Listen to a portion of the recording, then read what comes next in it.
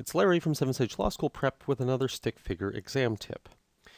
This one is under the category of mastering issue spotting. The tip is basically this. When you approach an exam, think colorable, not right. What exactly do I mean by that? Let's back up a second. One of the huge shifts that marks the transition from non-lawyer to lawyer is learning that law is a probabilistic endeavor. The whole discipline of law aspires to be something scientific. Juris Doctors are given out. JSD, which is the sort of advanced degree after a JD, which mainly foreigners take, is a Doctor of Juridical Science. Ha!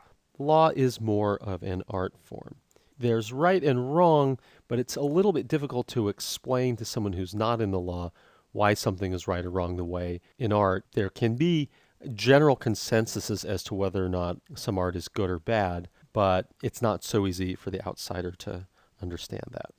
So before law school and with a lot of non-lawyer clients, people expect certainty. People think that with all the laws that are on the books that it's very clear if something is legal or not legal. And suddenly after you've left law school, you become hugely Bill Clintonian. And suddenly, you can boil any legal analysis down to this. It depends. And suddenly, you've gone to the dark side, and you're that hedging lawyer that everybody hates.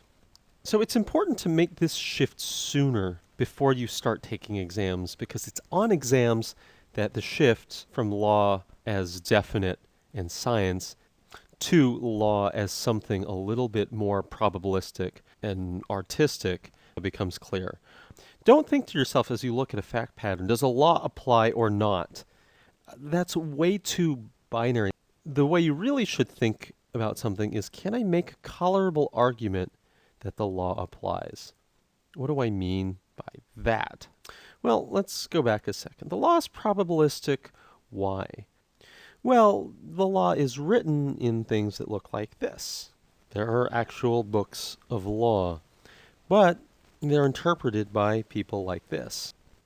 Just to be clear, this is a judge holding a gavel and not a homeless dude holding a shovel and wearing a garbage bag.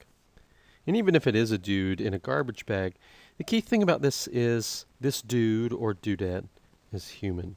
And he's subject, even though I believe that most judges aspire to objectivity. They're swayed by things. Any of the errors of the mind that Malcolm Gladwell has written about incorrectly, this person is subject to. The other thing is that if the law were so easy to apply, we would just have robo-judge, and you could just apply the law. But the law is language, and language is elastic, and there is ambiguity, even unintentional ambiguity, that rests right over here. So, as a result, you can't think to yourself, does this law apply or not? Are you a robot that thinks just in ones and zeros? There is a spectrum, more probable and less probable. And colorable is right here. We've kind of talked about this before, but it may be on the lower end of probability, but it's something that still passes the laugh test. An argument that at least some judge out there might accept under some circumstances. So, drilling a bit deeper on this, in real life, and this gets back to exams, because exams are to this extent influenced by real-world lawyering. In the real world, lawyers have an ethical obligation as attorneys to engage in zealous advocacy. You can't just do what you want to do. You have to do everything that's reasonably possible to advance a client's interests. Now, as a lawyer, strategy is within your discretion. But if the choice is just between making an argument that sounds stupid but might fly in some judge's world and just going home and saying, I don't care, you have an obligation to try and make an argument, something to help your client.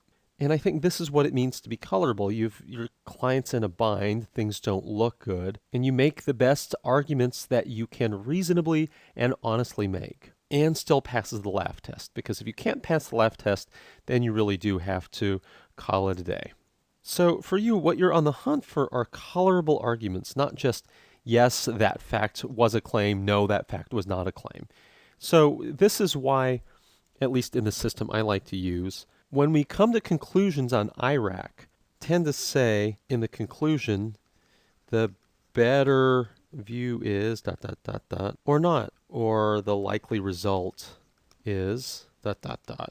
But that's all you can actually, in truth, tell your client. Judges are crazy, juries are crazy.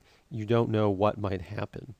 So how does this get back to you on an exam again? If you can make an argument with a straight face, even if it's iffy, even if you don't think it'll win, even if in IRAC you won't conclude that that argument wins, in this phase, you have to try to come up with something. If the facts are even somewhat ambiguous, you have an obligation to come up with something.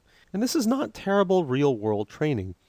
You have real clients who walk in through the door in tough situations, and you've got to sit around and think, is there an argument I can make to save this client? That's the kind of energy you should put in doing an IRAC analysis, especially a closer question when you're going to do a he said, she said analysis, that the argument is rich enough that there are actually potentially two sides to it.